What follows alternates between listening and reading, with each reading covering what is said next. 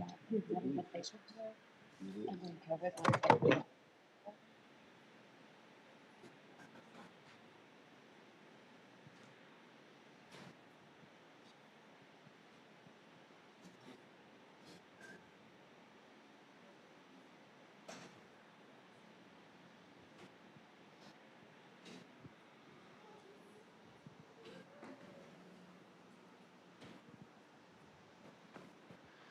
1 minute to air. We are now streaming.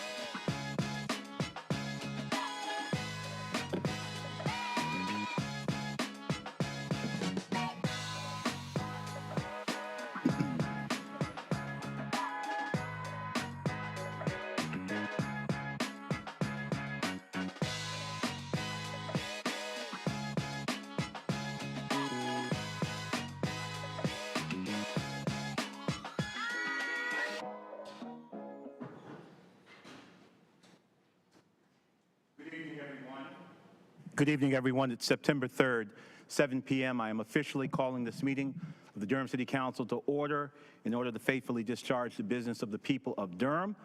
In accordance with statute and our city charter, I will be assuming the gavel tonight as Mayor Pro Tem, as His Honor the Mayor is traveling and on city business, and we wish him well. I want to say good evening to all of my honorable colleagues, to the staff, everyone in chamber with us here tonight, and everyone watching on whatever platform you may be watching. Thank you for being with us tonight. I'm going to ask if you would please join me in a moment of silent meditation.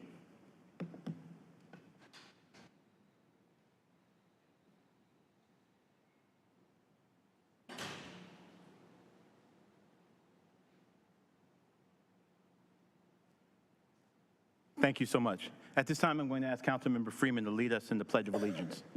Thank you. It's our practice to stand to salute the flag as we say the pledge. I pledge allegiance to the flag of the United States of America and to the republic for which it stands, one nation, under God, indivisible, with liberty and justice for all. Thank you so much. Madam Clerk, would you please call the roll? Good evening, everyone, and thank you, Mr. Presiding Officer. Mayor Williams has been granted an excused absence on August 5th. Presiding Officer Middleton. Here. Councilmember Baker. Here. Councilmember Caballero. Here. Councilmember Cook. Here. Councilmember Freeman. Present. And Councilmember Rist. Here. Thank you. Thank you, Madam Clerk. We have two wonderful ceremonial items this evening. The first one will be National Recovery Month proclamation, a proclamation for National Recovery Month, and that'll be presented by Councilmember Baker. And then we will have a proclamation for Jack and Jill and Carole Robertson Day, and that will be presented by Councilmember Freeman in that order. Councilmember Baker.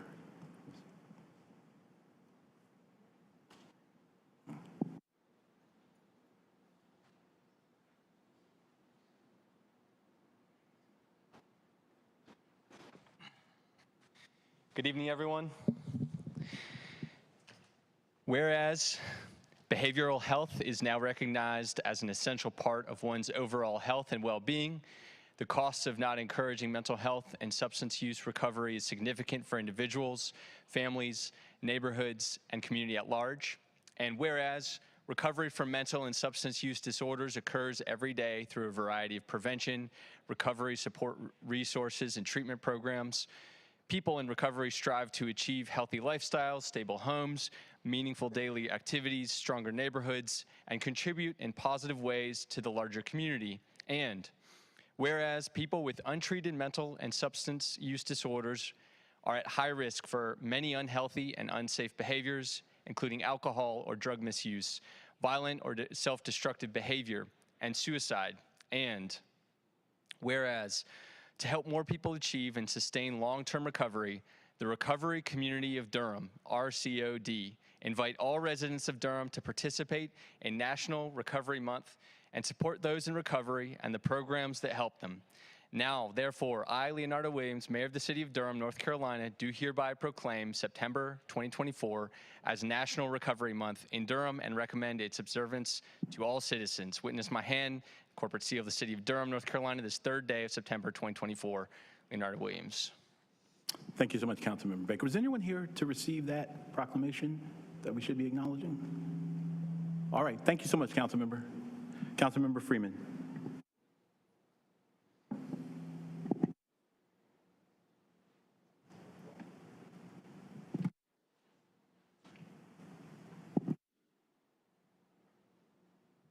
Thank you. And I'll just ask if anyone's here to receive this Jack and Jill and Carole Robertson Day proclamation, if they would like to join me up here.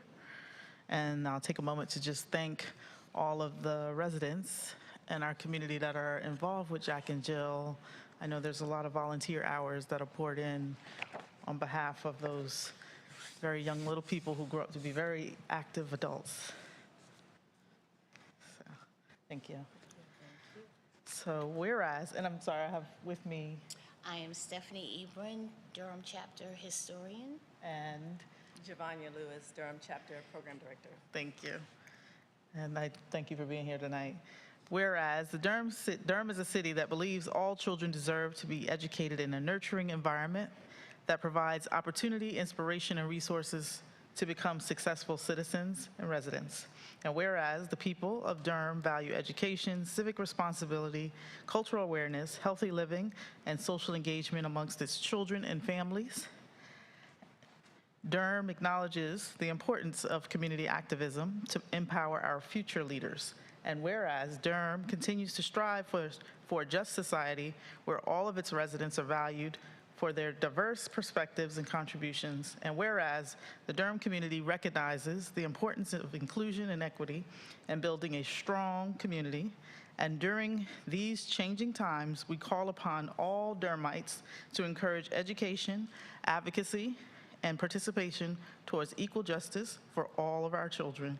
Now, therefore, I, Leonardo Williams, Mayor of the City of Durham, North Carolina, do hereby proclaim September 24 as Jack and Jill and Carole Robinson Day, or Carole Robinson Month, and Durham, and recommend its observance to all citizens. Witness my hand in the corporate seal of the City of Durham, North Carolina, this the third day of September 2024. And if you'd like to share a few more.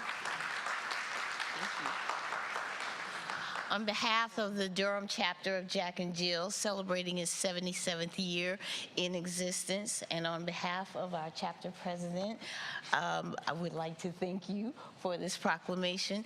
And just a reminder that the city of Durham is very important to Jack and Jill. We are all members, all Durhamites, and we work for all children.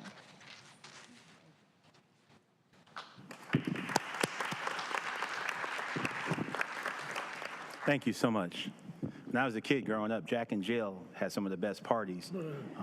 I ain't go to none of the meetings, but the parties were good. Thank you all so much, and thank you, council member. Friends, at this time now I'll turn to our executive leadership for any priority items they may have. At this time I'll yield to our city manager. Good evening, Madam Manager.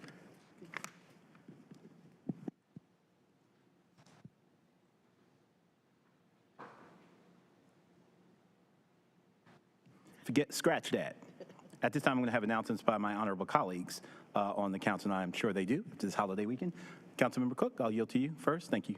Thank you. I don't have any announcements, but I would like to request an absence for this Thursday. I had a death in my family, so I'm not going to be present. So I got it. Thank you so much, and our deepest condolences to you and your family. Colleagues, I'll pause now to entertain a motion to excuse our colleague to tend to family business. I heard a motion. Second. I heard a motion in a second. Madam Clerk, would you please open the vote?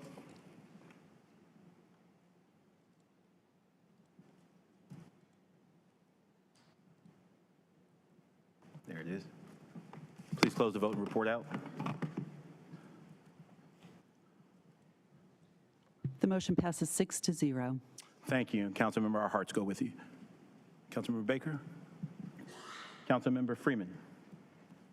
Thank you. Just Note to my colleagues, the town hall that was held on August 22nd was a good first step, and I appreciate Councilmember Cook and Councilmember Baker making it there. I know that Councilmember Caballero and Councilmember Riss were at another event, and I did let folks know that we were trying to keep it tight in an hour, and so I will let you know that we're doing the follow-up session of more of a listening, since they couldn't ask as many questions as they'd like, this Thursday at Holton, and you can feel free to be there or not, it's okay, but I will be in attendance on Thursday at Holton, 6 p.m., and then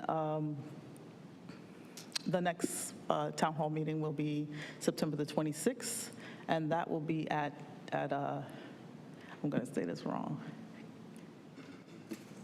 Edison Johnson Recreational Center on Murray Street near the Life and Science Museum. And so just to put that out there, I'll make sure our clerk has that information as well. I was able to confirm that today. Thank you, Councilmember. Councilmember Caballero, please. Sorry, Councilmember Freeman, can you just repeat the second date?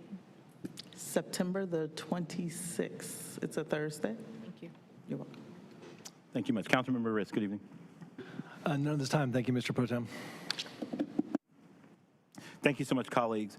No announcements for me. I do have one announcement on behalf of His Honor. I do want to just wish all of our residents happy approach of fall. I hope you all had a restful Labor Day holiday. I know we had some intense weather. I want to thank our team, our management team here. We had some challenges this past couple of days, weather-related, but this is Durham. We got back on our feet. So I want to thank all of our folk, particularly in our emergency response apparatus of the city, for the great work they do. Best wishes to all of our kids who are going back in school, and to happy parents that have them back in school. And as we approach the fall, best wishes for this coming season here in Durham. The mayor asked me to mention the launch of the website for Bull City Future Fund. Some of you may have seen in media reports, the mayor announced an initiative called the Bull City Future Fund a couple of weeks ago, aimed at doing things that we've talked about quite some time in the city, doing things that are address root cause initiatives to crime and better outcomes for our young people in the city. So the website is bullcityfuturefund.com, bullcityfuturefund.com, and residents and citizens and our neighbors can go to that website and learn more about that initiative. With that ends our announcements. Now, I will yield to our executive leadership for any priority items, and I will yield to our city manager. Good evening, Madam Manager. Good evening, Mr. Mayor Pro Tem, members of the Durham City Council. I have a couple of priority items for you this evening. Agenda item number 7, the American Rescue Plan Act, ARPA, agreement with Durham Housing Authority. The additional information requested during the August 22nd, 2024 City Council work session has been attached. And agenda item number 14, 2024 second quarter crime report. The additional information requested during the August 22nd, 2024 City Council work session has been attached. Thank you. That is all I have for you this evening. Thank you, Madam Manager. At this time, now I will yield to our city attorney. Good evening, Councilor. Good evening, Mayor Pro Tem and members of the City Council. It's good to be with you. The City Attorney's Office has no priority items this evening. Thank you so much. At this time, I'll yield to our City Clerk. Madam Clerk, good evening. Thank you, Mr. Mayor Pro Tem. The City Clerk's Office has no priority items this evening. All right. Thank you so much to our leadership. At this time, I will now read our consent agenda as well as the rest of the agenda into the record. The items on our consent agenda are items that the council has already had opportunity to treat and to deal with and do a deep dive if we choose at a previous work session. All of these items can be passed with one vote. However, any item on our consent agenda can be pulled by a member of the council or by a member of the public who wishes to speak on it. Consent agenda. Item 1, Durham Workers' Right Commission appointment. Item 2, Durham Planning Commission appointment. Item 3, Housing Appeals Board appointment. Item 4, Participatory Budget Steering Committee appointment. Item 5, Durham Poet Laureate mayoral appointment. Item 6, U.S. Department of Transportation Federal Aviation Administration Airport Improvement Program Grant, Offer 3-37-0056-069-2024. Item number 7, American Rescue Plan Act, ARPA, agreement with Durham Housing Authority, DHA. I pull that one. Thank you.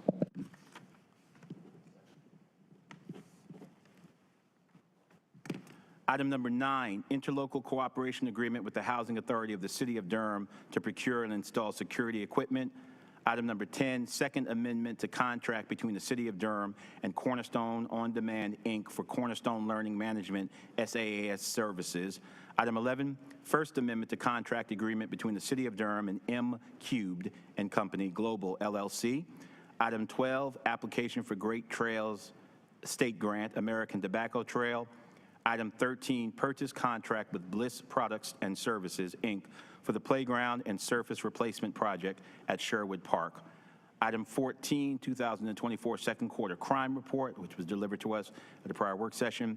Item number 15, contract with Leads Online LLC for Power Plus software as a service. Leads Online. Item 16, Plotbox Inc. software as a service. Item 17, American Rescue Plan Act, ARPA, Project Digital Equity Delivers Equitable Durham. Item number 18, Microsoft Enterprise Software Licensing Agreement. Item 19, resolution accepting a $1 million drinking water state revolving fund lead service line replacement no interest loan. Item number 20, 2024 maintenance of utility easements. Item number 25, U.S. Department of Transportation, Federal Aviation Administration Airport Improvement Program Grant, offer 3-37-0056 070-2024. That ends the consent agenda. Under our general business for this evening, item 8, approval of grant agreement with Legal Aid of North Carolina, LANC, to continue administering the Eviction Diversion Program. Under general business agenda, our general business agenda public hearings, item number 22, Consolidated Annexation, Woodlands Preserve, Torredge Road. Item 23, Consolidated Annexation, Woodlands Preserve, Koback Drive. Item 24, Consolidated Annexation, Leigh Valley. And that ends the reading of our agenda. I have, I believe, by my reckoning, Madam Manager, item number 7, pulled from the consent agenda. So I will entertain a motion to approve the consent agenda without item number 7. So moved. I hear a motion in a second. Madam Clerk, would you please open the vote?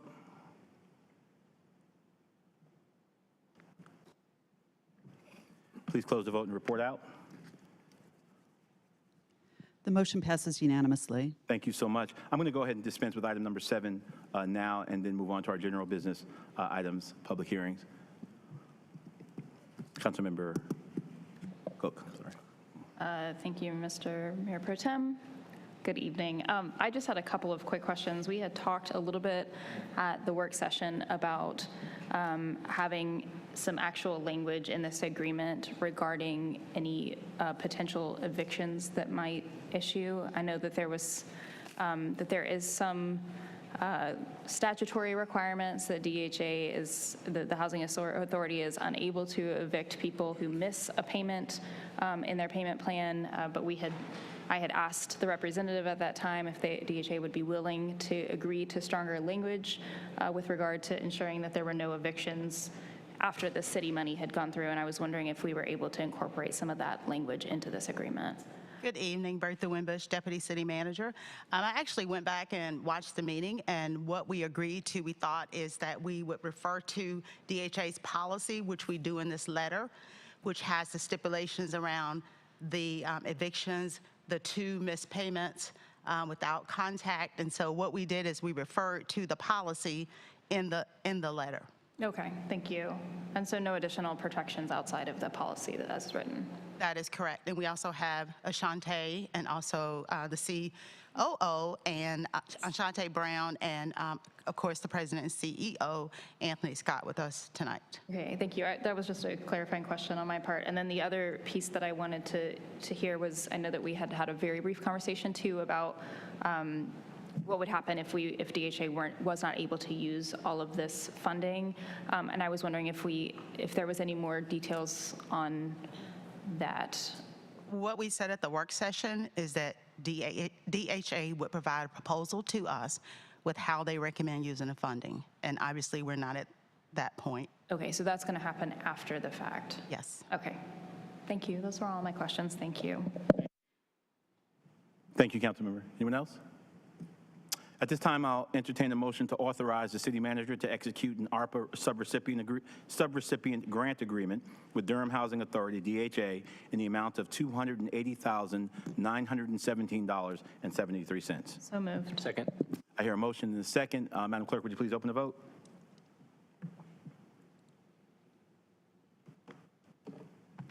Please close the vote and report out. The motion passes unanimously. Thank you so much. At this time now, we'll turn to our general business agenda, public hearings. First item on our for our public hearings is item number 22, Consolidated Annexation, Woodlands Preserve, Torredge Road. And at this time, I'm going to officially open this public hearing. I'm going to invite staff to come and present their report, please. Mayor Pro Tem, we're going to do 8 at the very end. Sorry? We can do number 8 at the very end, legal aid. Ah, okay, it was on the separate. Yeah, to it's got just you. the GBA. All right, I'm closing the public hearing, sorry. You move quickly, though, good practice. All I right. don't think you would open it, yeah. Stand down. All right, we're going to go to item number 8, which is also a general business item. Forgive me. And Mr. Mayor, I would like to, or Mayor Pro Tem, I would like to make a motion at this time to recuse myself on this vote. Absolutely, thank you. Councilmember Cook is recusing herself from this vote. All right, at this time, I will entertain a motion to authorize the city manager to execute a grant agreement in the amount of $650,000 between the City of Durham and Legal Aid of North Carolina to continue administering the eviction diversion program by providing legal representation to low-income renters facing eviction due to late or non-payment of rent funded with dedicated housing funds. So moved. Second. For the motion and the second, Madam Clerk, would you please open the vote? Please close the vote and report out. The motion passes 5-0. At this time, I'll entertain a motion to authorize the city manager to make necessary and sundry changes to the grant agreement, so long as the changes do not increase the financial obligations of the city and the changes taken as a whole are not less favorable to the city. So moved. Second. I've heard a motion and a second. Madam Clerk, would you please open the vote?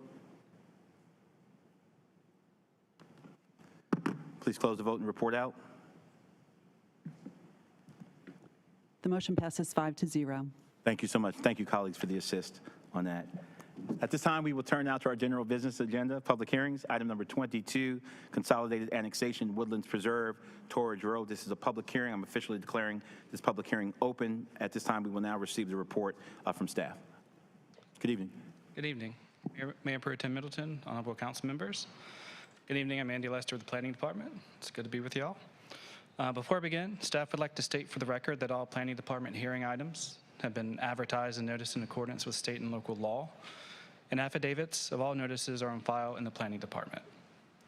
A request for utility extension agreement, voluntary annexation, and initial zoning map change has been received from Bill Marlowe of Marlowe Development Partners, LLC, for 5 parcels of land totaling 3.7 acres and located at 1621, 1701, 1705, 1709, and 1713 Torredge Road.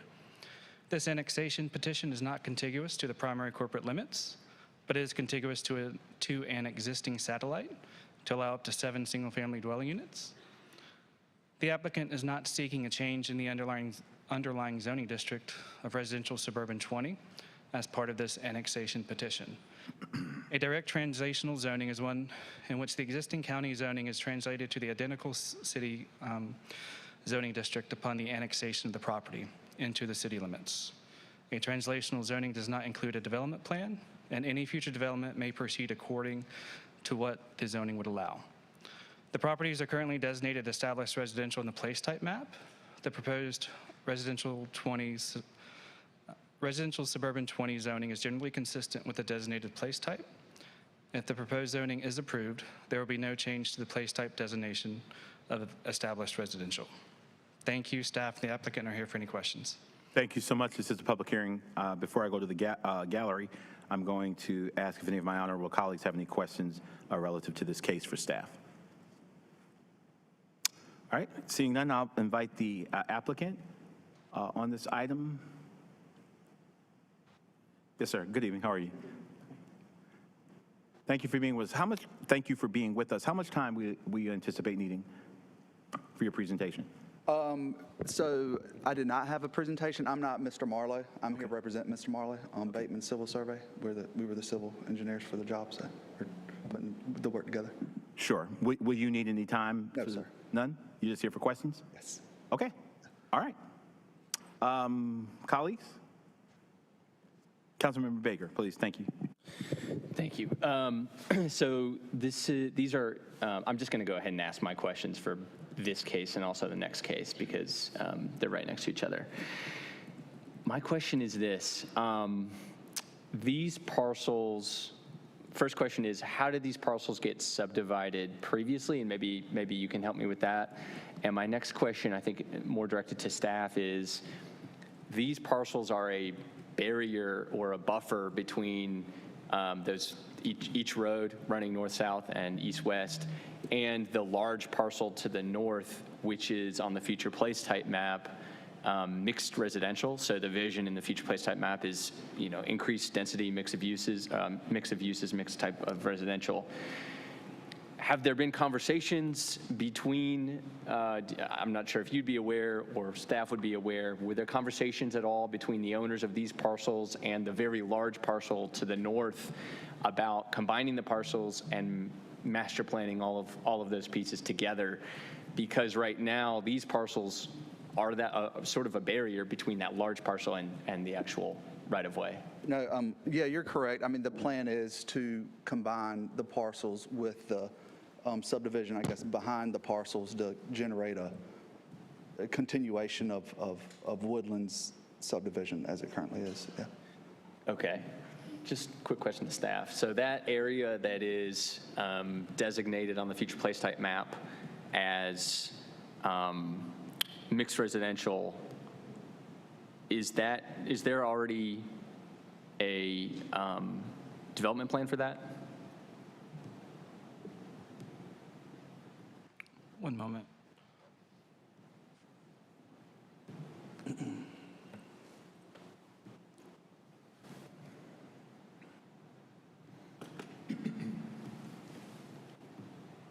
Yeah, so the mixed residential that is north is the first phase. Pull the mic a little closer to you, please.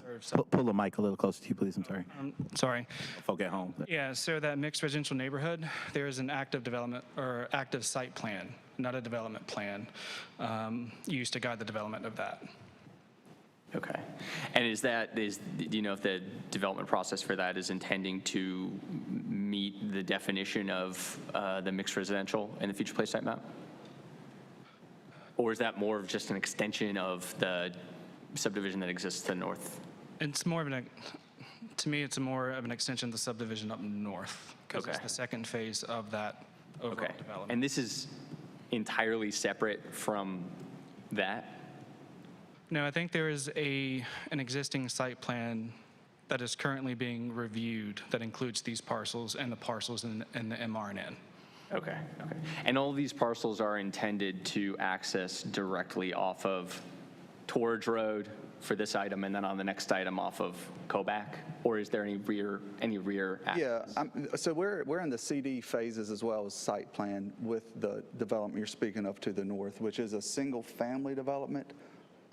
So yes, a continuation of the existing Woodlands Preserve subdivision, extending through to Torredge and Koback, with these parcels that are requesting to be annexed included into that subdivision. So no, the parcels will be recombined and reconfigured to front the internal streets going through the new subdivision. Okay, so these parcels are actually going to face the opposite direction from the street. Right. And then there's going to be... Yeah, road connections through those parcels to extend the phase one portion of the existing subdivision. Okay, and then this item, the Torredge Road item, will there be an additional connection?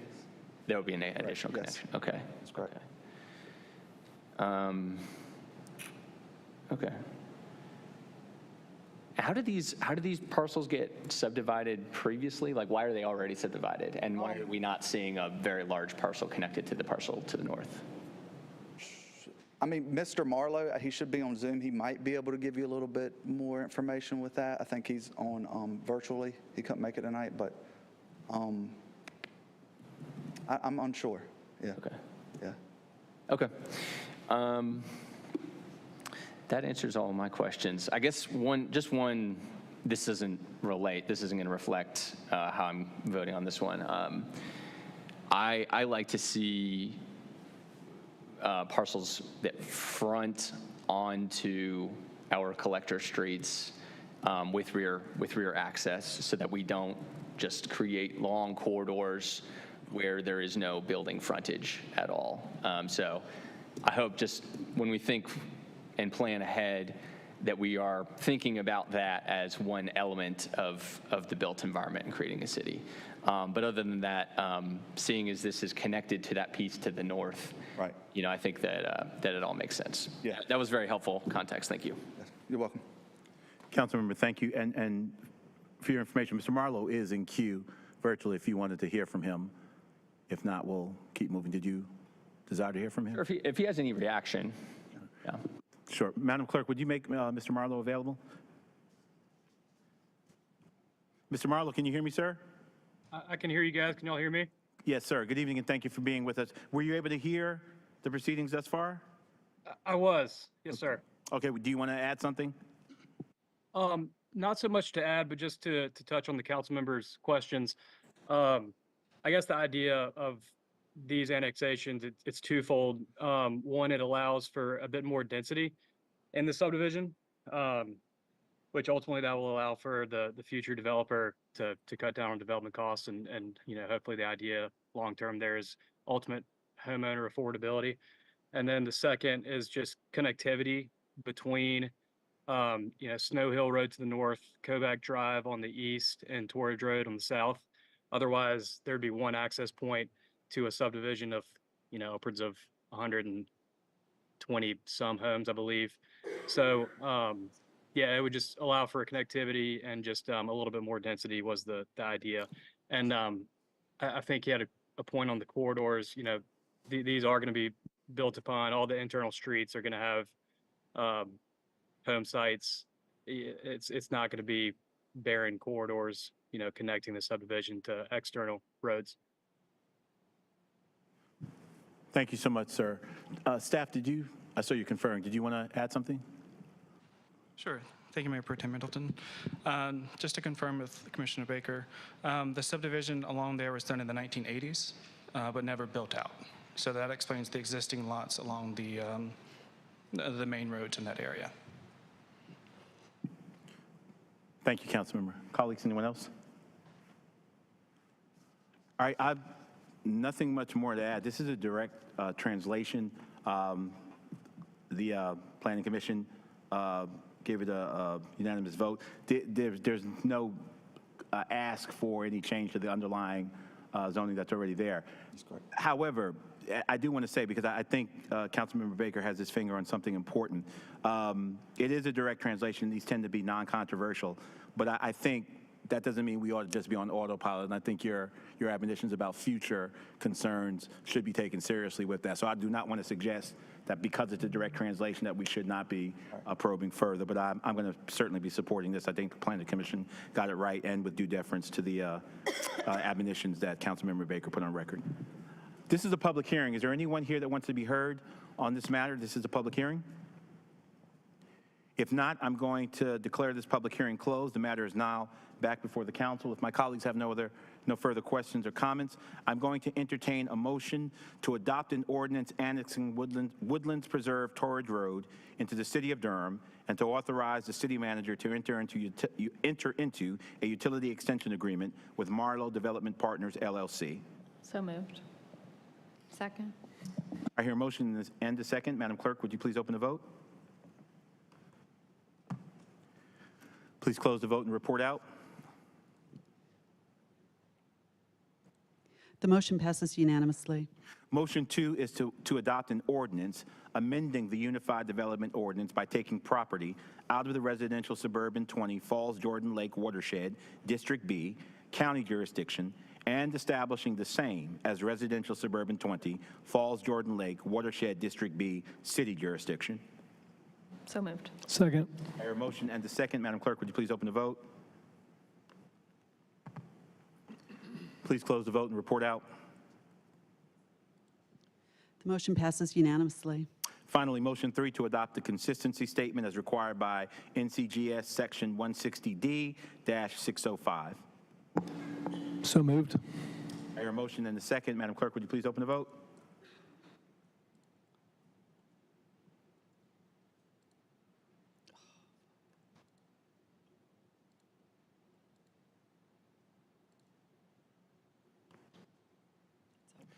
Please close the vote and report out. The motion passes 6-0. Thank you so much. Item number 22 is discharged. We move now to item 23, Consolidated Annexation, Woodlands Preserve, Koback Drive. This is a public hearing.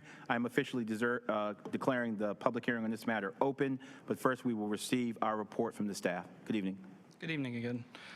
Similar to the last, this is a request for utility extension agreement, voluntary annexation, and initial zoning map change that has been received from Bill Marlowe of Marlowe Development Partners, LLC for 5 parcels of land totaling 4.33 acres and located at 5905, 5901, 5817, 5815, and 5809 Koback Drive.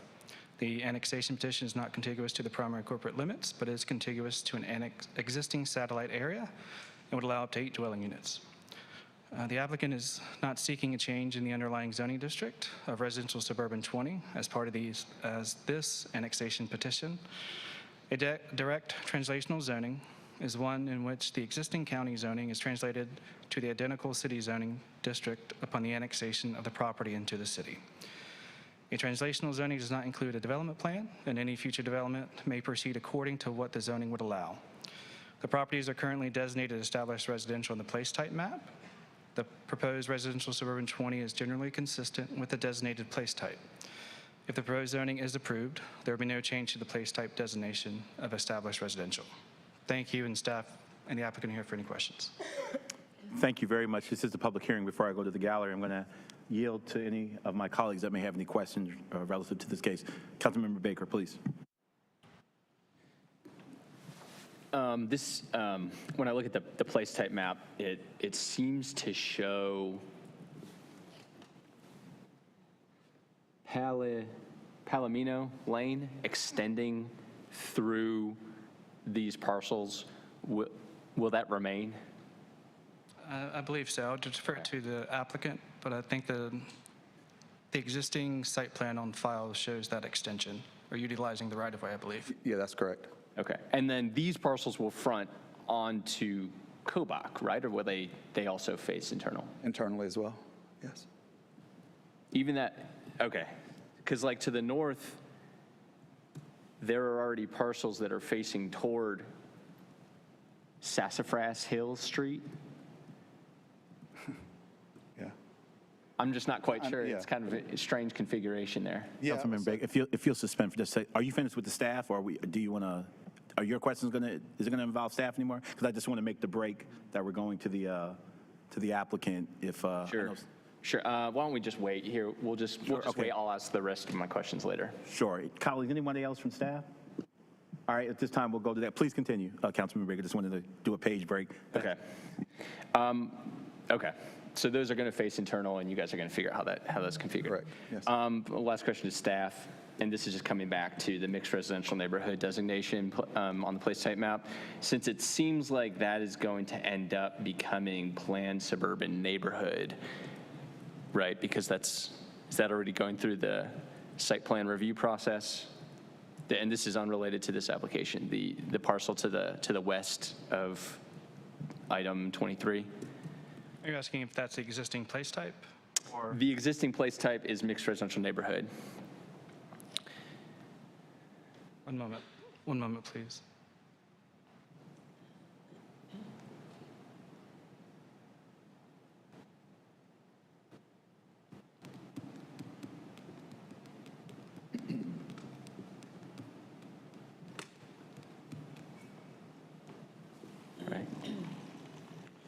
Yeah, so the planned suburban neighborhood to the west of the site, that was mapped because the existing lots were already built at the time of the adoption.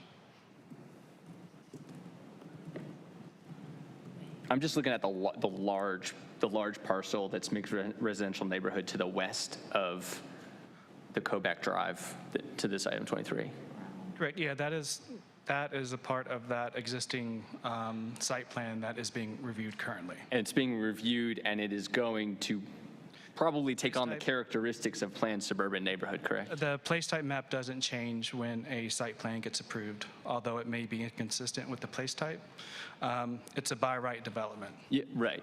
So Yeah. the place type will stay the same under the approval of that site plan, as long as it meets the technical elements of the Unified Development Ordinance. Okay.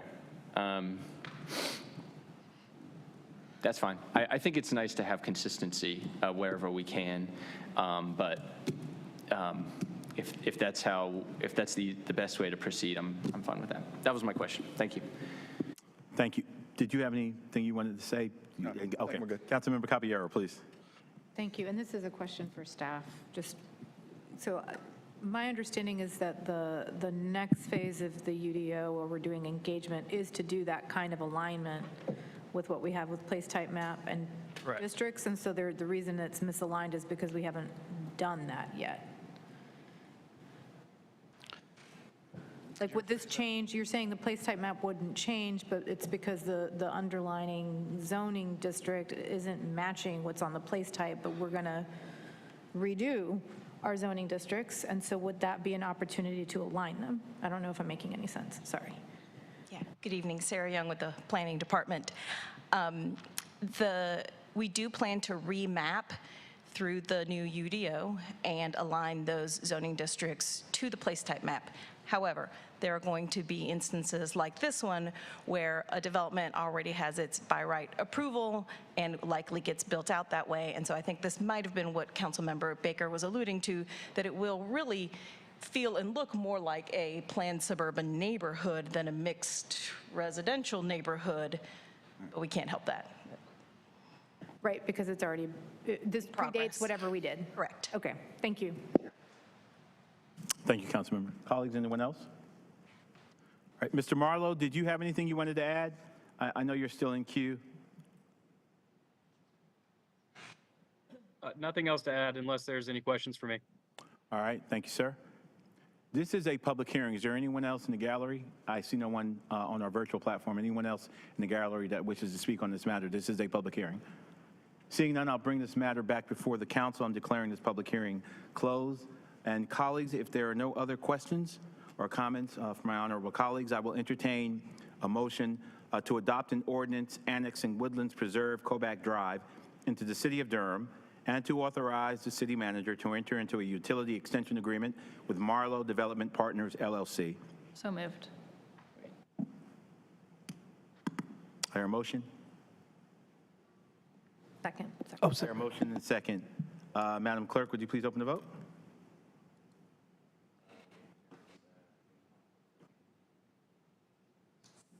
Suspend for a second.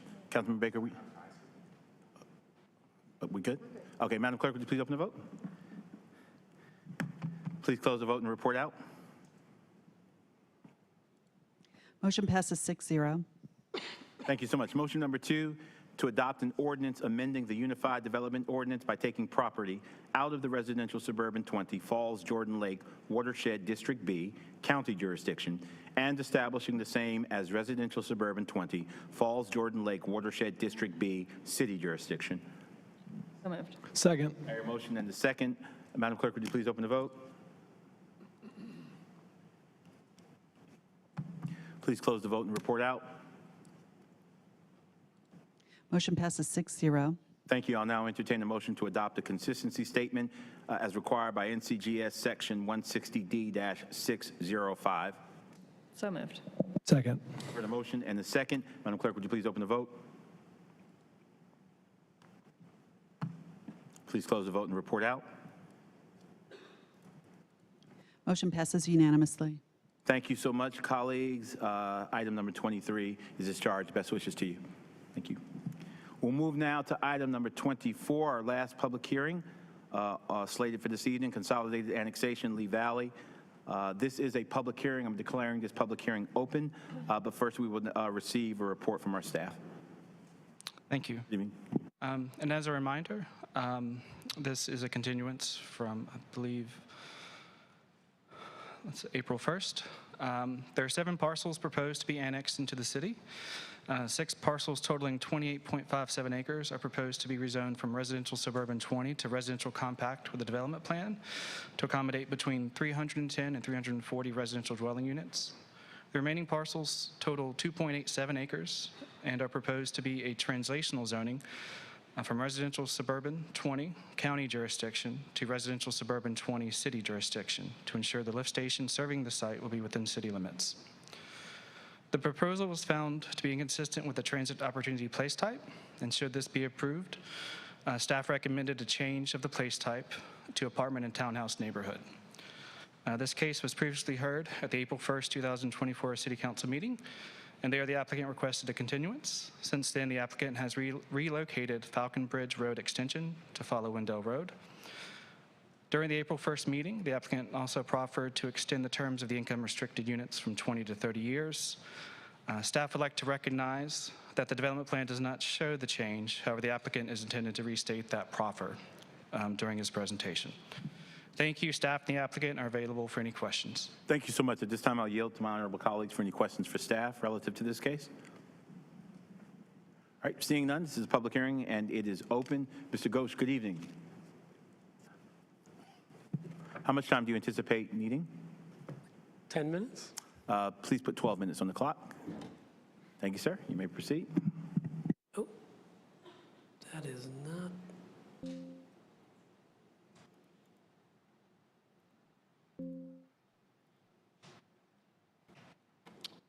Maybe this one.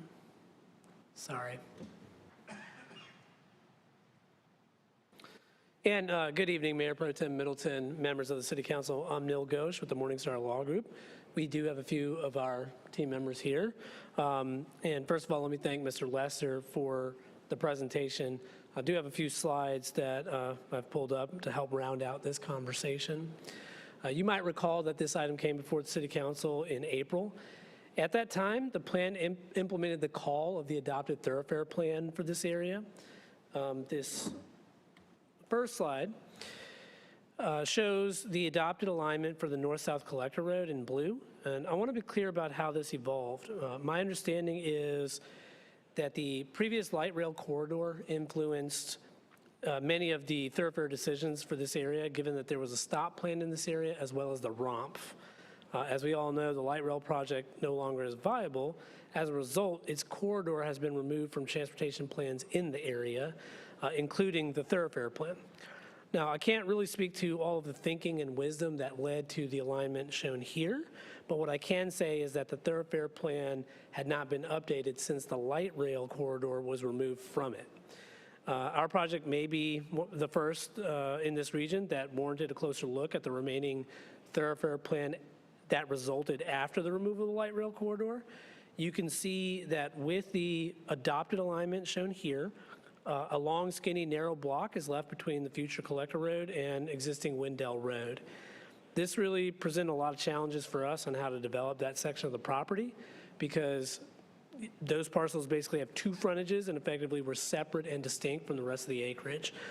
That explains a little bit, anyway, why our rezoning shape is so strange. Ultimately, we decided to rezone the portion of the property for which we had a clearer vision or understanding of how it would develop. The section we are rezoning is set back from the road. It doesn't have any real visibility, and it sets up nicely for residential development. Like many of you, we thought this alignment did not really make sense, at least now, with the light rail corridor gone. So at the start of our rezoning process, we asked city staff about the ability to move that road. At that time, we were told there really was not an option to do that because it impacted multiple properties, not just ours. Essentially, we were told that we could realign that road interior to the site, but the points at which it enters and exits the property had to remain the same. So we decided to accommodate the alignment on the adopted plan when we originally submitted, and that's what you see here, and that's what was shown in April. as well. So in April, several of you had the same thoughts we did regarding the alignment of that road.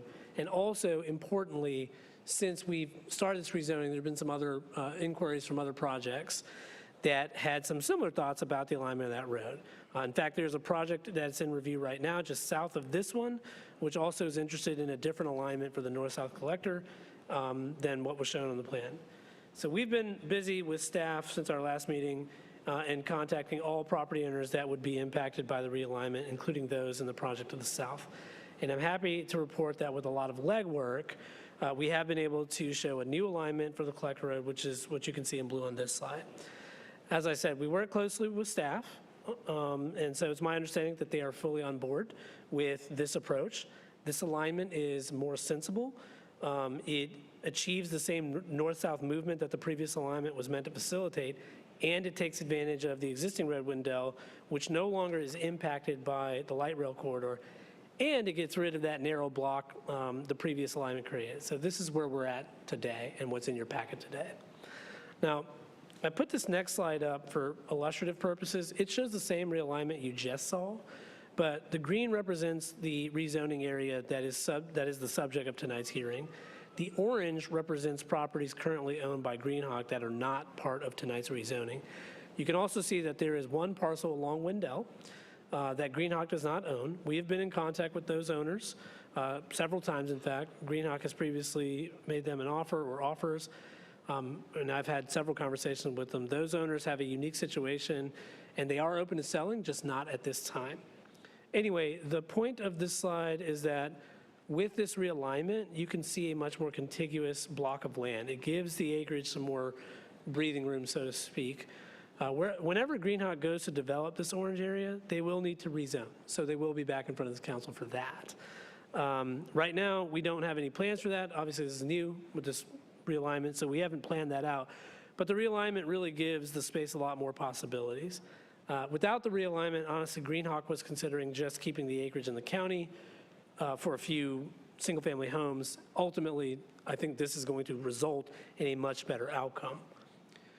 This project has taken a long time for many reasons.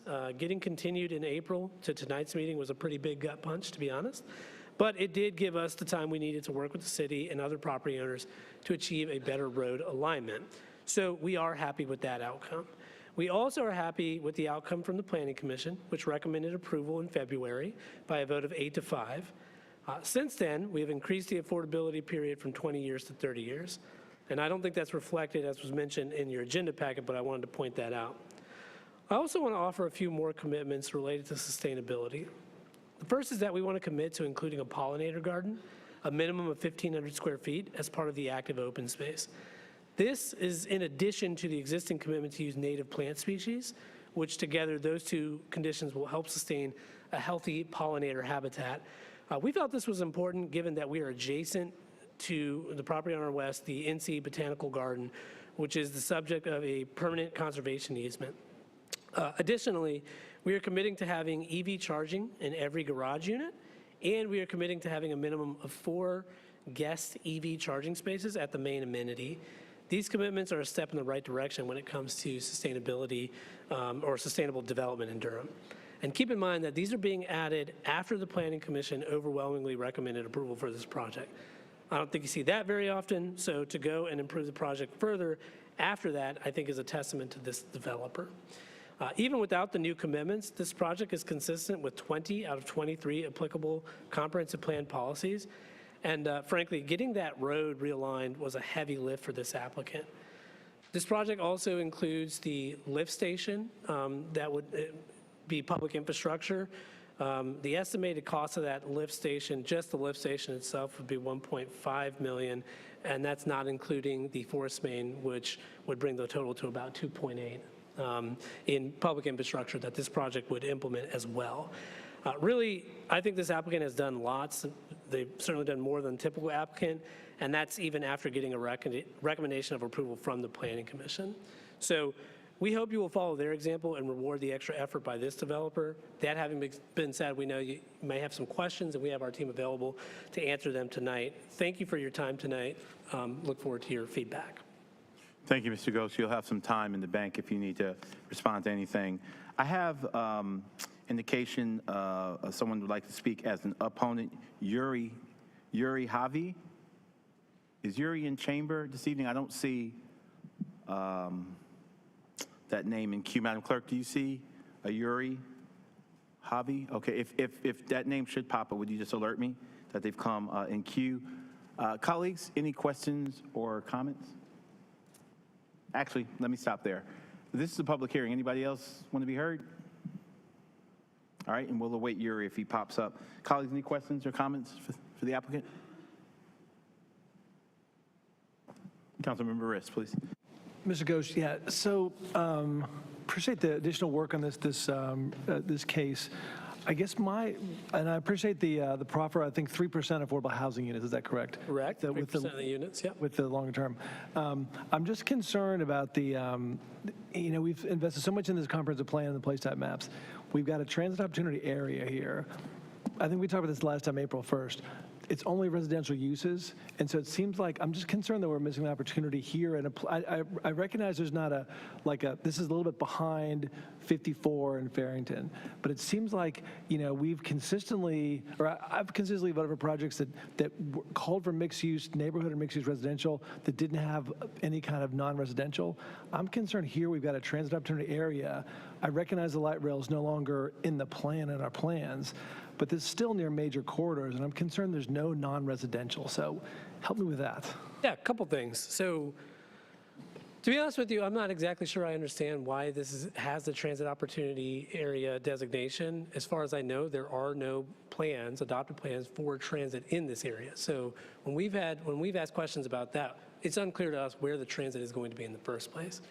Secondly, I do want to point out that as the applicant, we haven't made any requests to change the place type map here.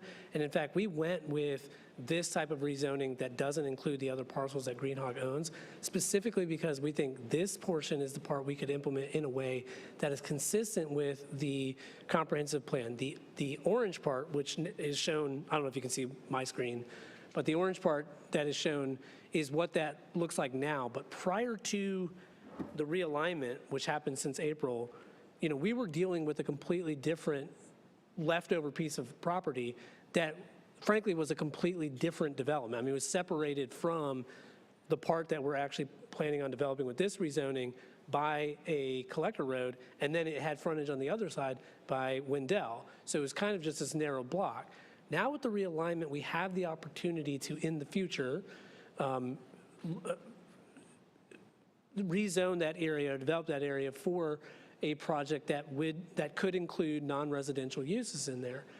There simply isn't, the part that we're talking about rezoning, it just isn't set up for non-residential uses as it is, with this alignment or with the other alignment. So that's why we actually have the kind of funny shaped rezoning area that doesn't necessarily follow existing parcel lines.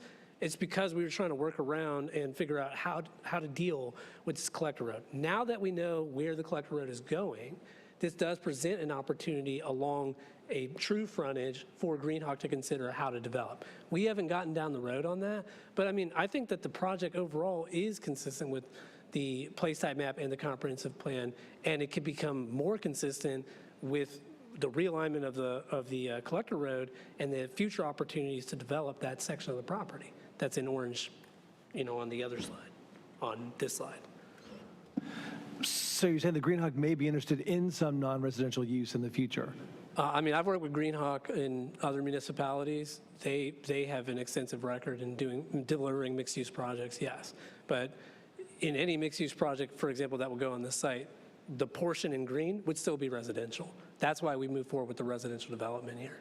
There's been a lot of changes to the UDO and the comprehensive plan since we originally filed, or I'm sorry, not the comprehensive plan, but concepts in the UDO related to the comprehensive plan since we filed that really would kind of change the way you would be able to develop this portion in orange. So it's a real possibility, but I don't want to, I mean, we're not making a commitment on that tonight because that's not subject to the rezoning, and we couldn't add that to the rezoning case before you tonight because that would be a new rezoning case.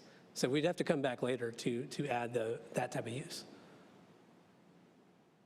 You said you will, or you may?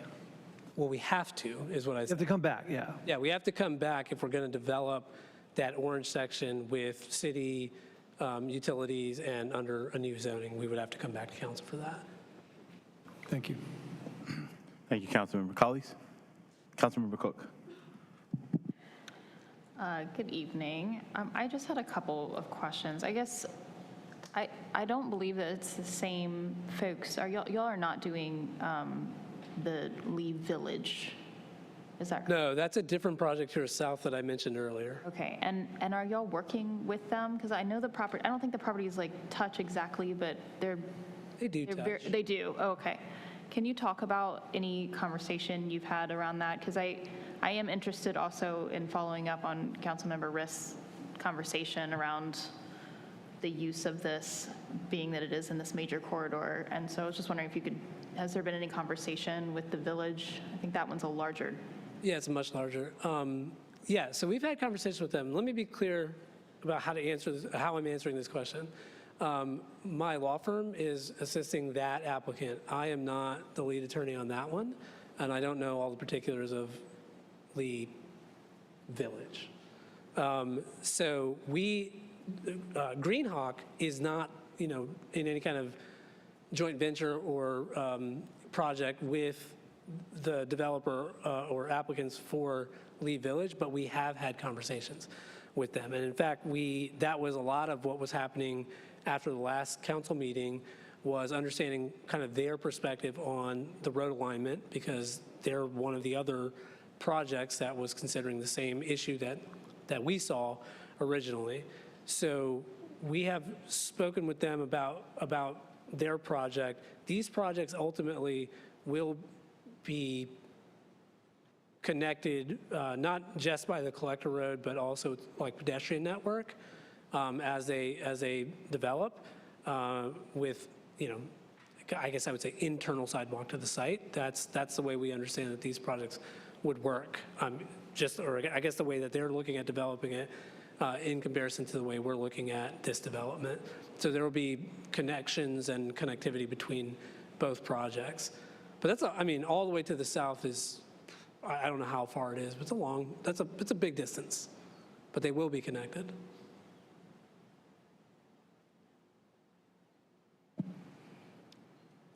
I don't have any other questions. I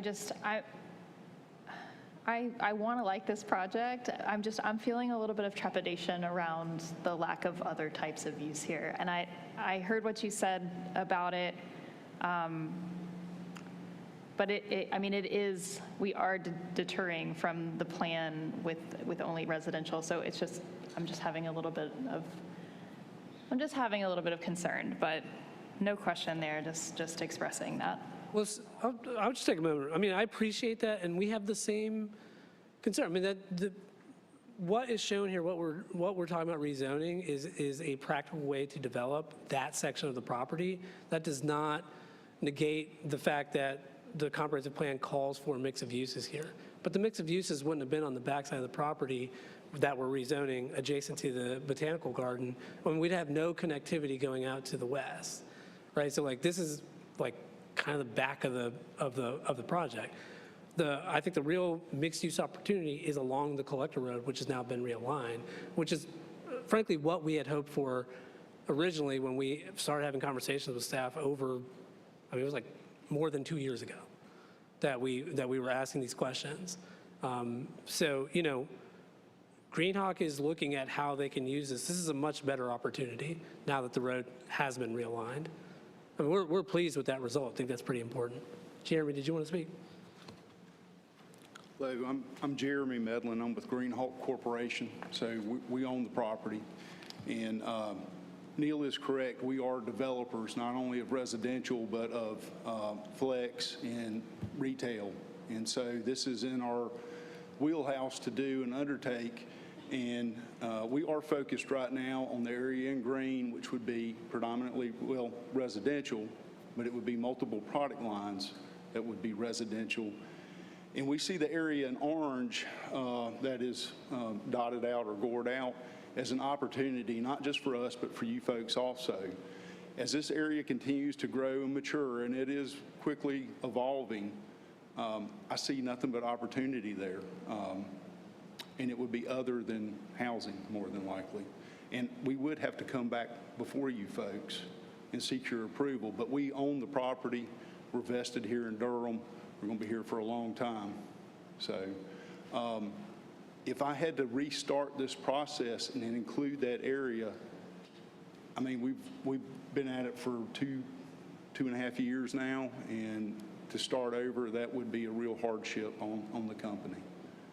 And I appreciate your thoughts. If you have anything else, please feel free to ask. Thank you very much. Colleagues, Councilmember Freeman. Thank you. I just had a couple questions for staff. The first one, just checking in on the amenities, the miles, I guess the miles away from amenities. That's measured based on the current streets, not any proposed streets, right? So 3.1 miles to Harris Teeter or Wegmans. There's a section in the staff report that shows the distances between various amenities. Staff uses Google Maps based on how you would walk there and that distance. Okay. It's not the shortest route, it's just the shortest route. And so I think what I'm most concerned with is how the walkability within that huge mass will look with the current roads and the proposed collector road. And is there any way to see what that would be? In terms of the collector street plan, or? Well, more so, I guess on your side, have you planned the roads or streets on the site? Mainly, is Crescent Drive going to run straight through? Is there any streets that are going to continue into the development? It's going to be new streets that need different types of crosswalks to get to the streets that are existing, or to the roads, sidewalks or whatever. Is the plan on the screen? I'm just use the mouse and I can just kind of point a couple things. So the collector road obviously comes this way now. Then there's this other collector road. Just proposed future collector road. Yeah, so those are two collector roads that are going to be implemented eventually. You can see the access points coming from Wendell, right here and here.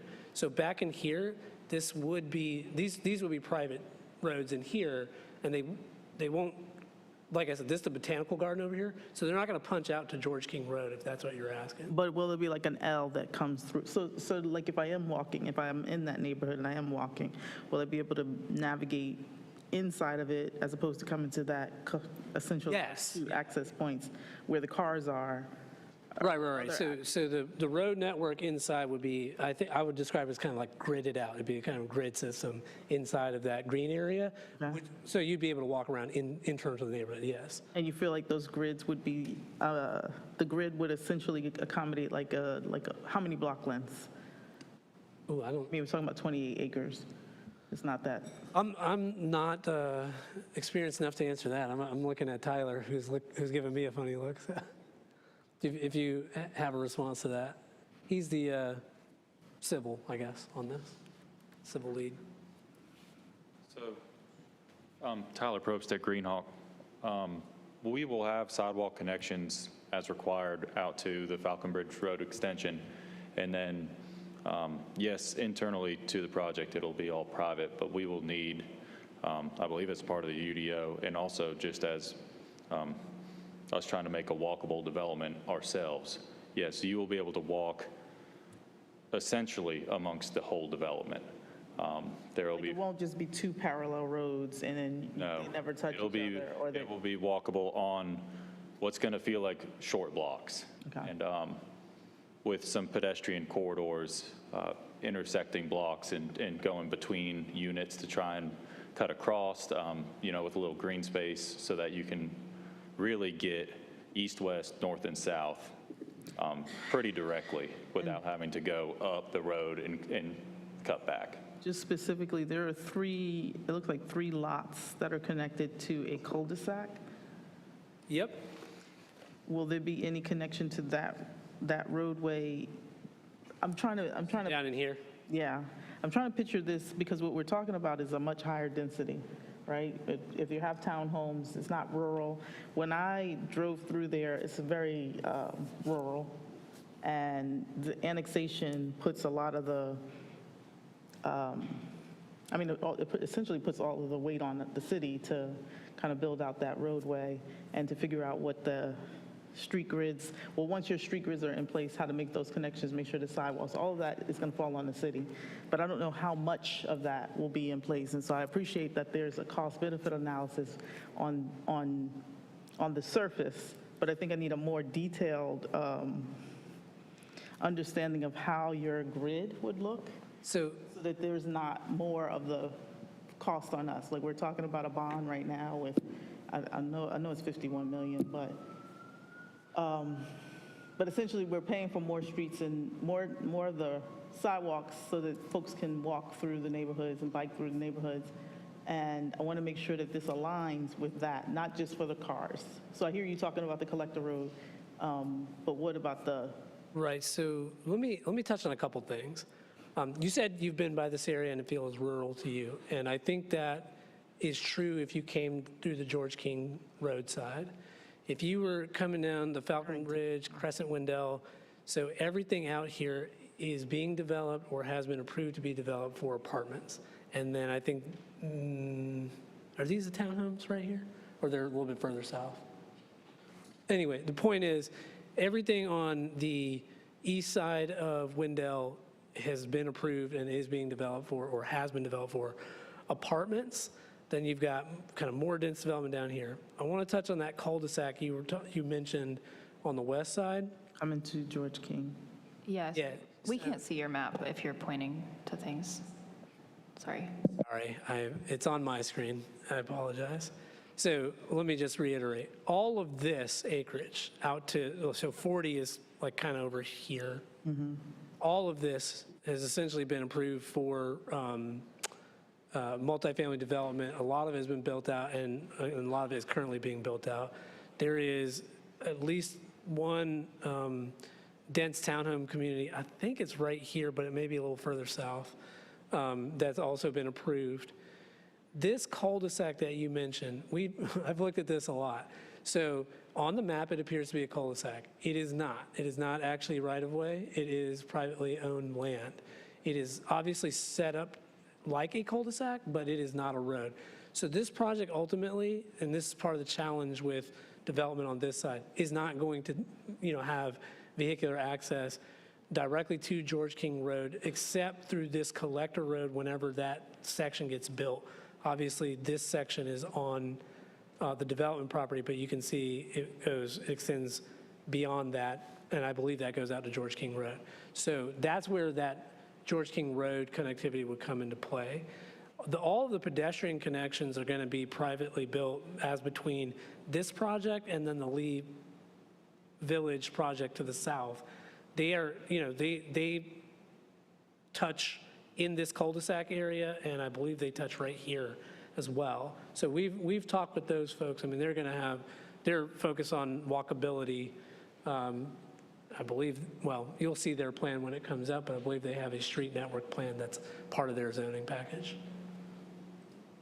That's helpful. I think that builds on the conversation of Councilmember Risk and figuring out how to make it so that it's not all just residential. And I hear you with those few plots as you come back later, but I don't feel like that's maximizing what we could get from a more integrated approach to the townhouses and some commercial, some way, shape, or form. And so I'm torn on it. I'm not for certain. I feel like this is an area that should be more developed because we had a plan, and then that apartment complex build out is coming. And if we're going to spend millions of dollars to get the roads up for enough people to be walking, I want to make sure that they're walking to something that's in Durham. And so that's kind of where I'm torn as much as I can say right now. But I'm listening. And so you bring up a really good point, and I want to be a little bit clearer about this. I can't really make commitments related to the stuff in orange because it's not part of the zoning application. But what I can tell you is that What Greenhawk has done here is design the stormwater infrastructure for the section in green is going to be designed to treat the stuff in orange. Now, the way the development code in Durham works is if we are actually going to treat the properties in orange with stormwater on the properties in green, then they have to be zoned together. So when you're talking about what it could be if it was more cohesive, that's what we're talking about. If Greenhawk comes back and they want to utilize the stormwater infrastructure in the green section to treat the orange, they're going to rezone everything in green and everything in orange at that time. It will come back as a project that way if they're going to use that infrastructure that they're planning for. Just to be clear, we're talking about now that the collector road has been realigned, we have the ability to look at this as one cohesive project, which is why we, with the previous alignment, we didn't zone that section because it wasn't cohesive. It just didn't make sense. Thank you. Councilmember, Councilmember Riss, go ahead. Go ahead. Thank you, Mayor Pro Tem. On this question of connectivity, there were two comments from BPAC, and I just want to confirm what the response was. So one was about a sidewalk along Wendell, if you could put that map back up, right? Yep. And so you committed to that. Yes, we did. And then the other was about, high visibility crosswalk across Wendell at the Farrington Road intersection. No commitment there. Can you explain that? Yeah, I can. You can see it on the map. The way the road is aligned, it was different. It doesn't go there, yeah. Right. So when they asked for it, the alignment was different, and a crosswalk at that section would make sense. Now the way it's aligned doesn't make sense. That's why we didn't make the commitment. Gotcha, thanks. Thanks for clarifying. Thank you. Colleagues, anyone else?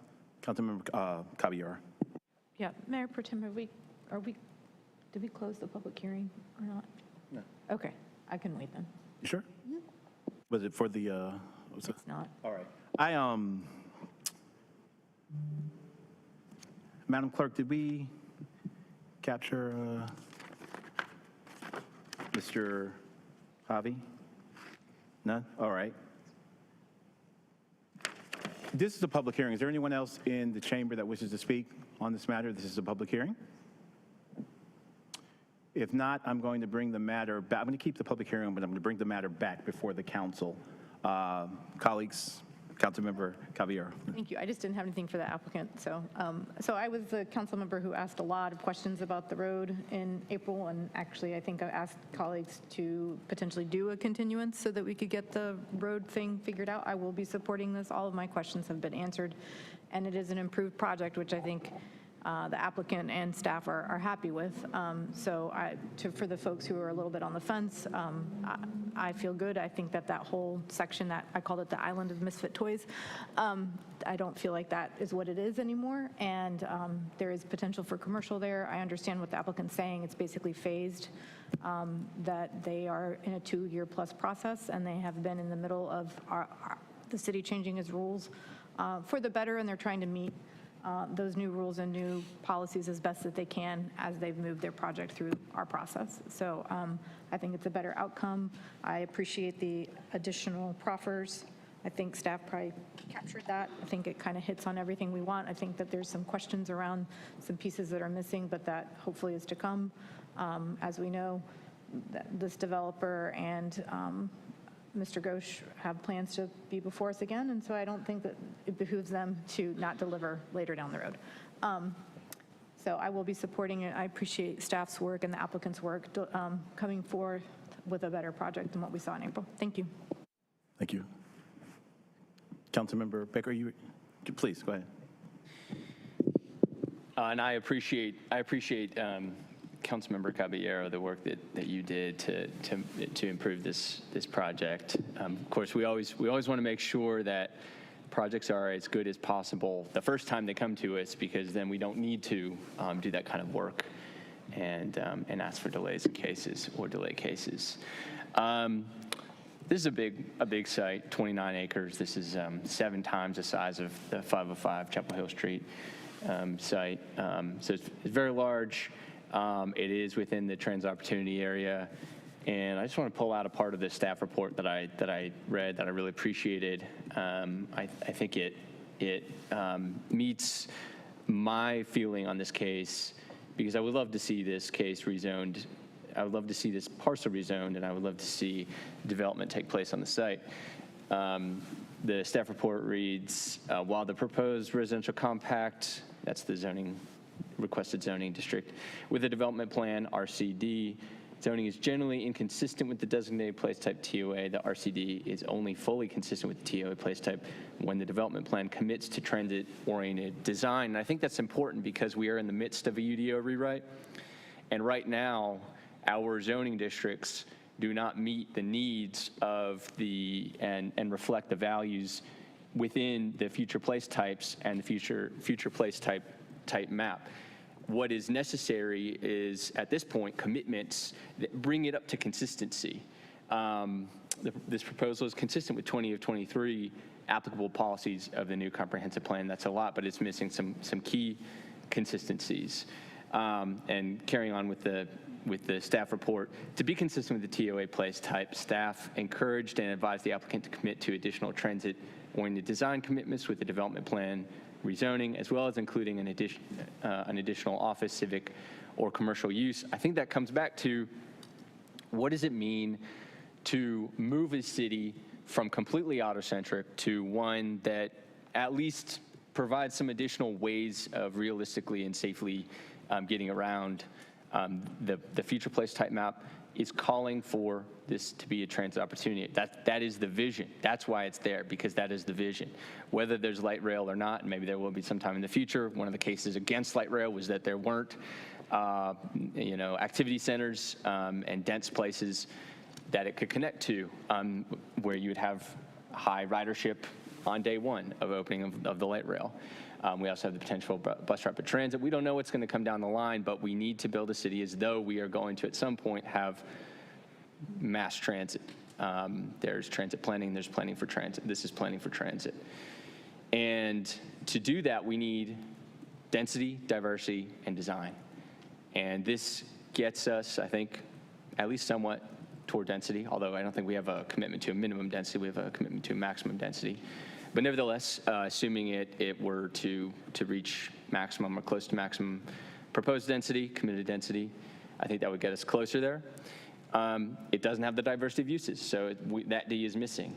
We have density, don't have diversity, and design. That's the third piece of walkability, and we don't see commitments to walkable design.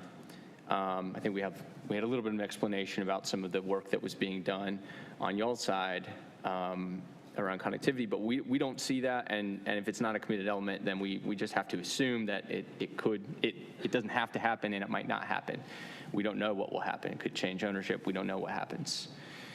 I think there are commitments that could get us there, honestly. Dedication of public park space, commitment to compact design district standards. I actually think the RC zoning could be the right zoning. I don't know. But we don't have the commitments that bring RC up to consistency with the TOA, with the transit opportunity area. Alley-loaded parcels, commitment to that, commitment to a mix of uses. Again, this is a very large site. It's not just about a giant activity center. It's also about being able to navigate and get to places within 29 acres, which is a lot of land. So again, I want to see this rezoned. I want to see it developed, and I'm not comfortable with where it is. I think it's closer. I think it's close, but ultimately it is not consistent with the vision. It's almost consistent with the vision, but it's not close enough for me.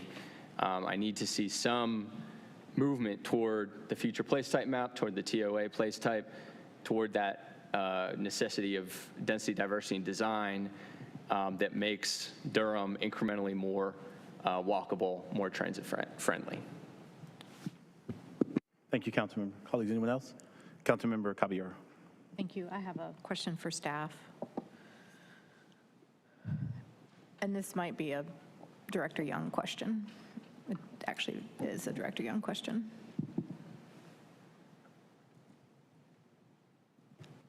Thank you. Because I remember a previous rezoning other case, but there was a lot of conversation on that council around why do we still have this as a transit opportunity when we knew light rail wasn't post rail failure, and there is nothing there. Like the point around transit, I sit on the MPO, there's nothing there right now, and there's not going to be, it's not any identified corridor for BRT or passenger rail or anything. So the transit's going to come in 50 years. Maybe we'll get some buses down there, better routes. But the explanation at the time that was provided is that we'd already upzoned it. And so essentially it would have been a huge kind of step backward with what we were looking at, the total vision of just letting more density happen. And so that was the explanation provided.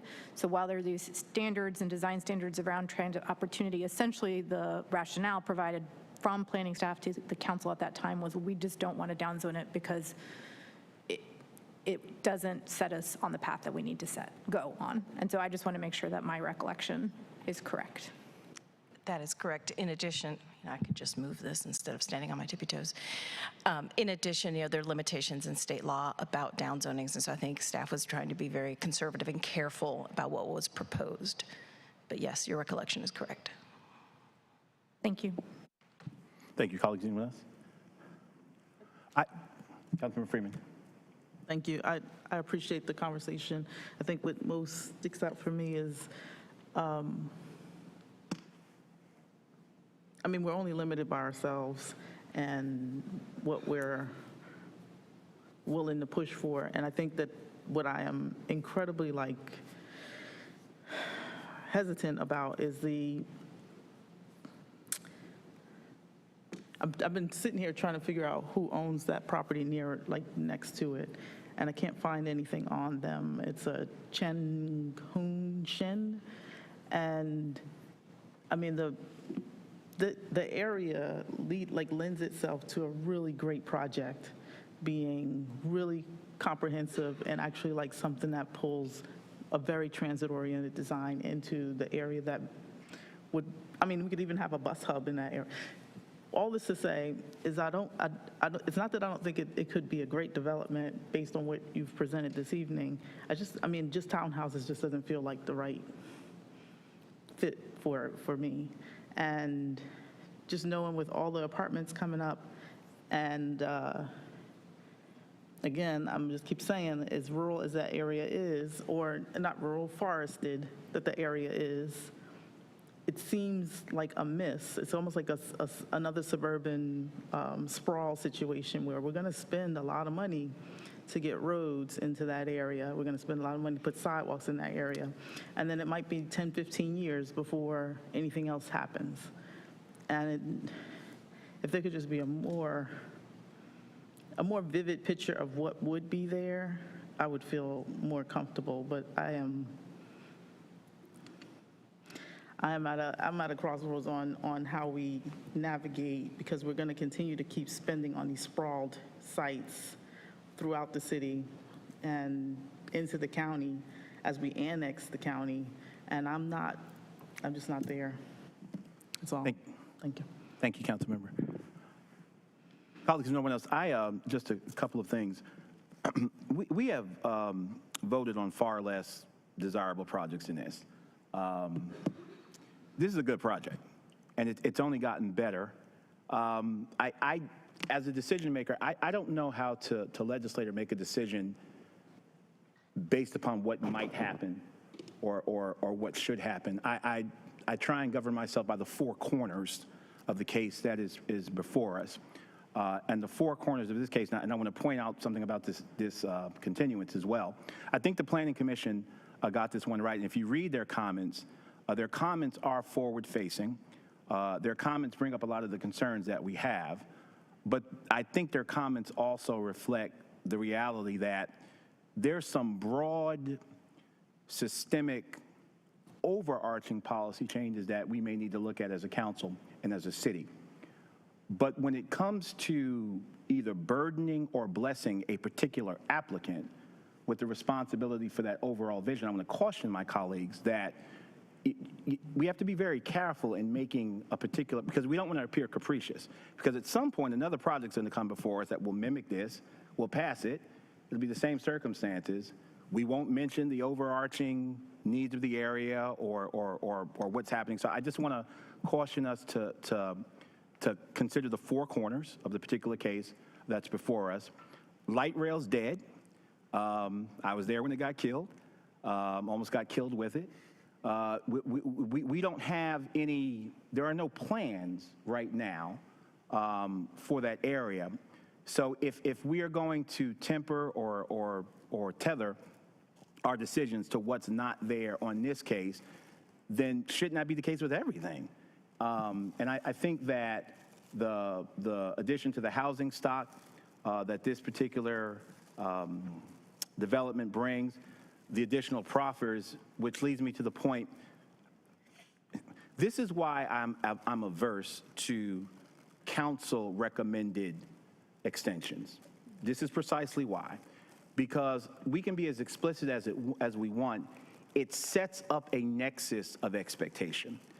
Now, the predicate for extending this was a very specific issue that Councilmember Caballero alluded to tonight. We had opportunity, this is why I like up or down votes. I don't work for the developer. It's not my responsibility to make a development better or worse. Bring your A game the time you come before us. This is why I like up and down votes. When we offered, or when the council agreed to this extension, there was a very narrowly prescribed reason why we did it. And by my reading, they have addressed those concerns and they've exceeded them. Now we are revisiting, which is all right, but we are revisiting things that we had ample opportunity to visit at the first hearing. And if it wasn't satisfied then we shouldn't have granted the extension. We should have said no, because these other things. And I think the impression is created, which is why I went on record in the April meeting. I am in no way suggesting that my vote will be yay or nay based upon the satisfaction of certain, because I don't work for you, certain conditions. We can vote it up or down. The conditions that we expressed concern about for the extension, in my assessment, have been met. I think in the Planning Commission's assessment have been met. There have been additional proffers, even after the Planning Commission voted to approve the project. So I just want to be very careful and clear that this is why, let them ask for it if they want an extension, because the impression is that we have some concerns. The concerns have been met. Now we have more concerns, which we had ample opportunity at the first hearing to vet. Put the burden on the applicant. Let them bring their A game, up and down votes. If they want to ask for an extension, let them ask for it. I'm just concerned from an institutional integrity point of view that we don't want to look like we're even implying that, yeah, just this little bit more and it's over the edge, and then they come back, they've addressed that, and then there's something else. We ought not be involved, I think, in that type of reckoning and back and forth. I agree with the Planning Commission. I think this is a good project. It's not perfect, but I don't think the perfect should be the enemy of the good, and I'm certainly not going to burden any particular applicant with what needs to be done systemically in an overarching way, which I think we can accomplish in the UDO rewrite and in other policy efforts. But I think they have met the burden with this particular project. I'm going to support it. I urge my colleagues to do the same. Councilmember Cook, I'm sorry. Thank you. This is a staff question. We heard the applicant say it a couple of times about having to come back before council for those few parcels if we wanted a rezoning there. Is there no other method of changing that? Can you just talk me through the process that would require? We're looking for like a second phase. If they were looking to rezone the property, they'd go through the same process. The map is it's a legislative document.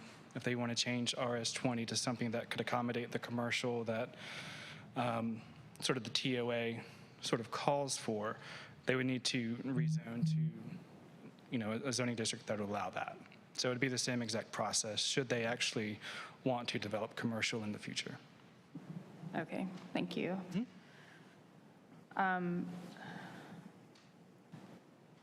I'm just really torn on this project. I'm looking back also at our notes from April 1st and reviewing it, and I'm seeing a lot of the same issues being brought up there of the, and also, I mean, you said it was overwhelming support in the Planning Commission. It was 8-5, so it was supported, but I would not call that overwhelming. Similar issues brought up by the folks who wrote comments, similar issues brought up on April the 1st, as we've been talking about tonight, which is just not following the comprehensive plan. And I'm just feeling really torn on it. I want to like this project, and I agree with my colleagues that I think that this area is ready for development, and I want to see something really good there, and I think this could be it, but I'm just not sure. Thank you, Councilmember Baker. I've just got a question. You've been hearing us talk. Love to get your reaction. I'd also like to hear how you'd like to proceed from here. Yeah, so let me ask Jeremy Medlin to come up and respond a little bit to that. For one thing, I apologize for all the indecision that's been created in the room, and appreciate your thoughtfulness on this. There are things that we can do probably to better articulate what our intent is here. The green area that we've shown to you is a multiple different products, some with garages, some surface parked, various styles of units, a quad product, a duplex product. It's very unique. It caters to more of a lifestyle, pet-friendly type lifestyle. But I also want to say that the area that we're reserving, we're teeing up for development. The BMPs, the stormwater control devices will be in the area in green. That will help it be more marketable. The water and the sewer will be stubbed to those parcels. We can go back to the well, and you can give me some homework to document the walkability and how we can create walkable opportunities. I can assure you that we have had multiple conversations with Jed Harris virtually. Granted, he's in California, and he is doing the Leigh Valley project, which is to the south of us. We share that collector road to the south that borders us. So there is some collaboration, but it's two distinct projects, his and ours. I know that there's been a lot of indecision about the area in orange with the dots, but think about it, it's roughly 4 acres. And with the price of the real estate, that is substantial and significant. It will be something, and I see it again as an opportunity where we're preserving that ability to determine what that use is at a later date. Think about COVID. Think about where we were in 2020 and how much the world has changed since then, and what we would have done different, or what we would have developed or built differently. It has definitely changed. It's probably changed the landscape forever. But don't deny me. Give me some homework. Send me home. That's all I'm asking. And thank you for that. Let me also just touch on one point. Councilman Baker, you've mentioned the 3 Ds, diversity, density, design. Okay. One of the interpretations you've mentioned here about diversity is diversity of uses. I want to be clear. You can send us home. There's nothing we can do to change that on the green area, because that's how the zoning process works. We cannot add a non-residential use to the zoning without starting this process over. So we were intentional about the shape of this rezoning and leaving that reserve area because we felt strongly that that collector road was in the wrong spot. We asked the question more than 2 years ago, and based on the answer we got at that time, we proceeded, but we didn't make a decision to say, okay, well, I guess we just can't do it. We just said, this will come back again later. Little did we know that it would come back on April 1st, the night we were here for City Council, but it did. And that's fine. This is ultimately a better outcome. We're not going to be able to do anything to change the uses without starting the zoning process over. We can't do anything to add these parcels in orange without starting the zoning process over. So from a density standpoint, I did want to correct something you said. There is a minimum density. It's 12 dwelling units per acre, a minimum 310 units. That's minimum in the zoning district. And I also think it's explicitly a commitment on the development plan, but RC has a minimum density of 12 dwelling units per acre. So I think we've achieved the density, and I understand what their concept is. I think we could probably do a little bit better on the design as far as commitments if that's what it takes. But the only diversity that I think we can really speak to here is diversity of the product type, which is a little bit of a misnomer because this is ultimately one product type under the UDO, but they will take different physical, they will look different physically. But the other diversity is we've got the affordable housing commitment as well, so we have diversity in that sense.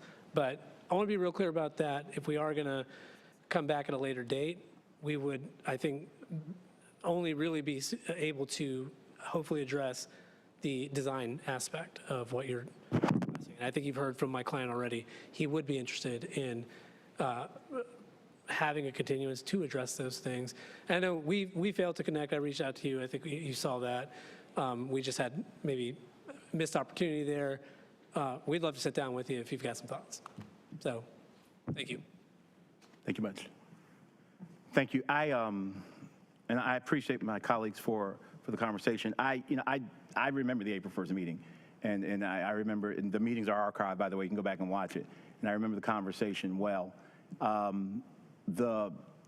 It just seems to me that all the stuff we said should have been added to the list, the predicate for the continuance, and it was not. I remember what the conversation hinged upon, and there's a lot more stuff being said here tonight. I will also add that just from an intellectual consistency point of view, if we're going to talk about the overall area, then we have to look at diversity in the overall area as opposed to one particular project containing all the elements of diversity. I mean, either you're going to look at it as a whole or you're not. The townhomes, single-family homes in the area, not necessarily one project having single-family homes and everything. Because if we're talking about the whole area as a whole, then you have to look at maybe one of the projects represents the townhomes and another project in the area in close proximity represents the single-family townhomes. Not every development having all elements within it. If we're going to talk universal, then we have to look at diversity as a universal application rather than just burdening one particular project with it. Again, I think the burden that we constructed, either on purpose or not, has been met by this applicant. I think it's a good project. I certainly didn't characterize the Planning Commission vote as overwhelming. I don't know who did, but it passed. And if you read the comments, I think, on the Planning Commission, even the no's, I think, give some useful cautionary statements and useful advisories. But there's something, until we do the UDO rewrite, until we, do some other things, we don't do ex post facto things, and we don't burden folk in anticipation of what's going to happen until the force of law is behind them, until they become policy. And I think, all things considered, this is a good project. And that's all I'll say on that. Staff, did you capture, I'll get to you, Councilmember Baker, did you capture the additional proffers that that we need to do? Was the language clear? And colleagues, I'll yield to you.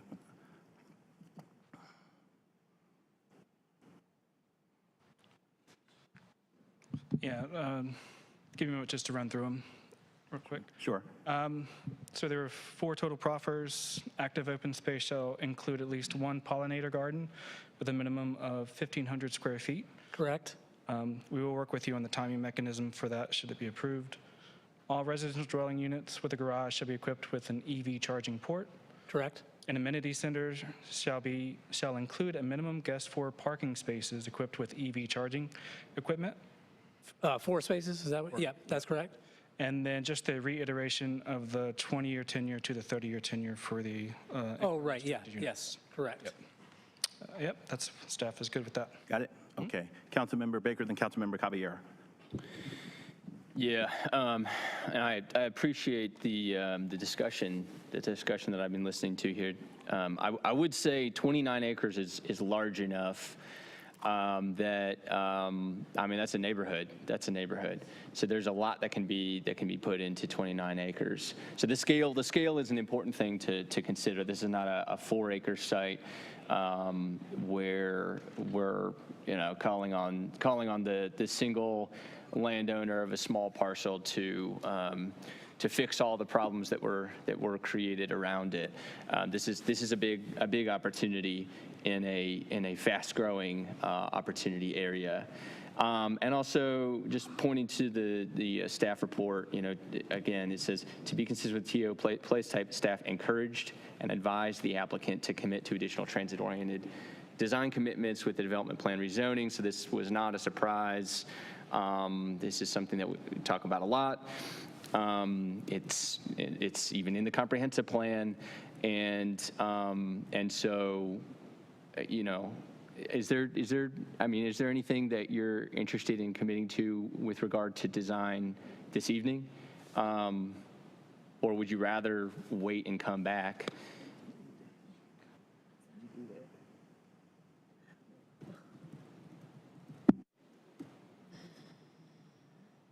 And I'm only asking based on some of the conversation that I heard you all have earlier.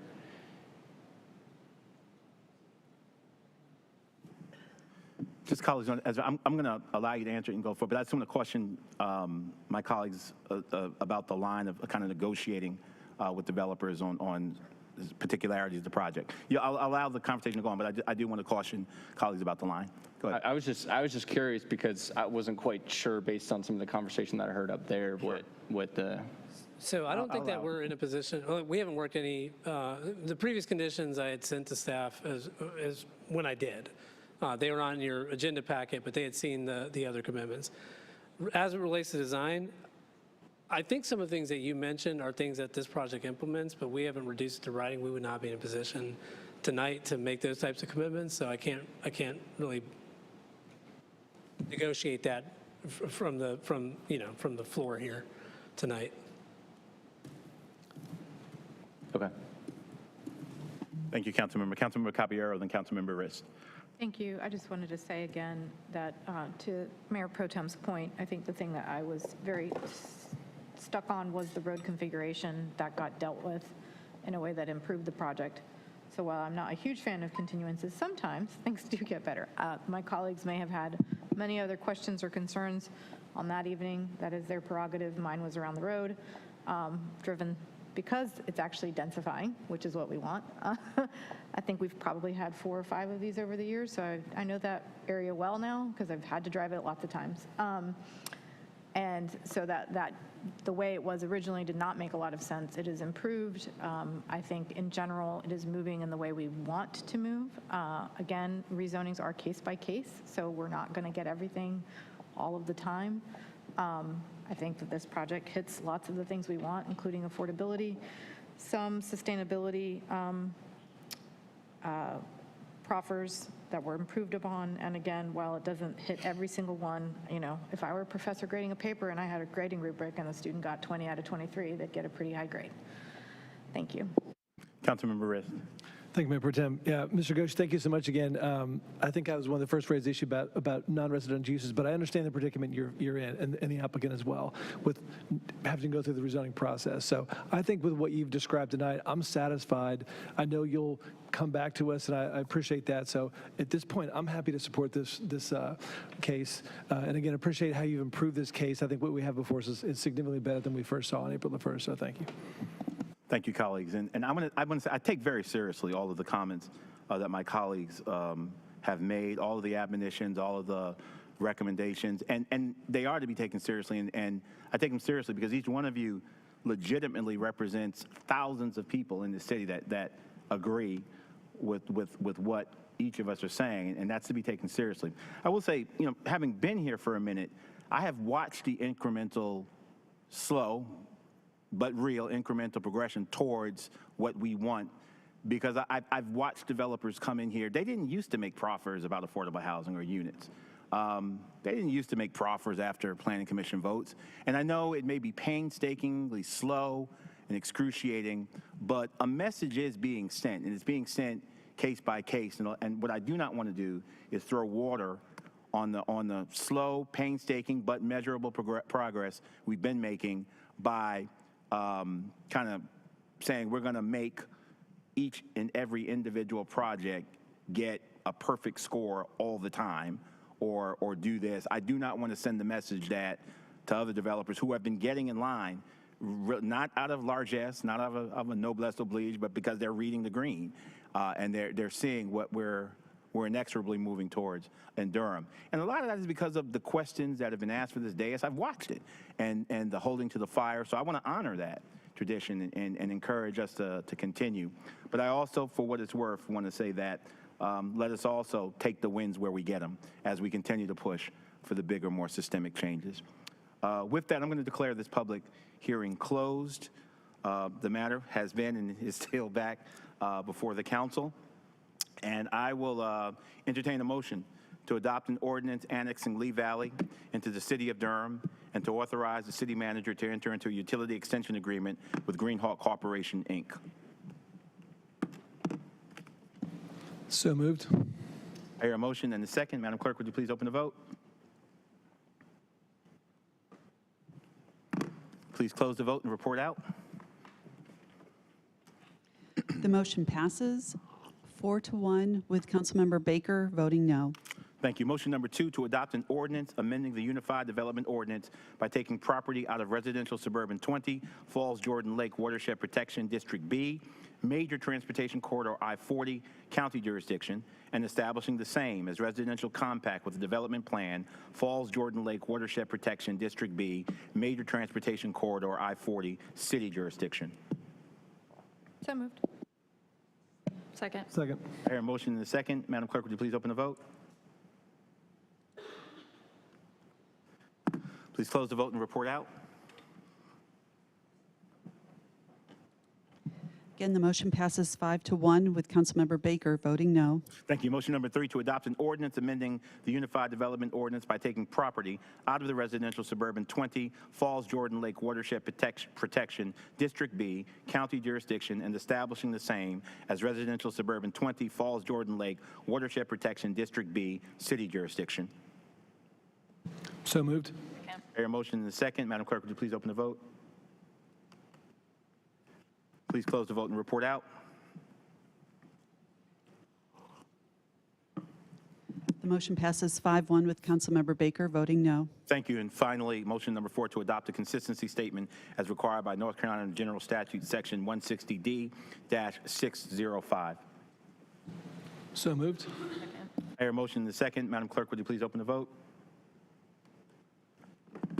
Please close the vote and report out. The motion passes unanimously. Thank you, Matt. Item number 24 is discharged. Thank you very much. Colleagues, thank you for a great evening of work. This brings us to the end of our published agenda. Again, our best wishes to Councilmember Cook and her family as she travels in the season of bereavement. Our hearts go with her. No other matters to come before the council. It is September 3rd, 8:51. I'm declaring this meeting closed. God bless Durham.